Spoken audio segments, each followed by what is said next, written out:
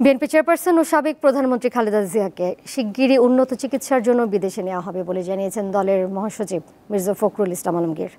শুক্রবার নয়াপল্টনে বিএনপির কেন্দ্রীয় কার্যালয়ে এক দোয়া মাহফিলে তিনি এই কথা জানান। বিএনপি মহাসচিব বলেন, ভারতে বসে শেখ হাসিনা যে কোনো ষড়যন্ত্র করতে পারেন। সাম্প্রতিক সময় শেখ হাসিনা সংখ্যালঘুদের দিয়ে একটা চক্রান্ত করতে চেয়েছিলেন, তবে পারেননি। জনগণ ঐক্যবদ্ধভাবে তা মোকাবেলা করেছে বলেও জানান তিনি। সংখ্যালঘুদের নিরাপত্তা নিয়ে মির্জা ফখরুল বলেন, কোনো দুষ্কৃতিকারী যাতে বিশৃঙ্খলা সৃষ্টি করতে না পারে, সেজন্য প্রত্যেক এলাকায় শান্তি ব্রিগেড তৈরি করতে হবে।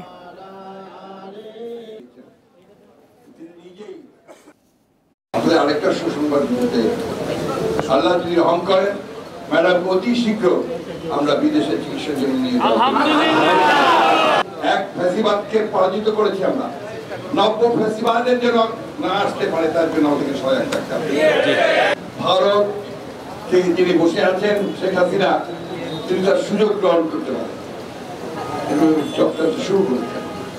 সেই চক্রান্তকে প্রতিরোধ করাই এখন আমাদের কাজ।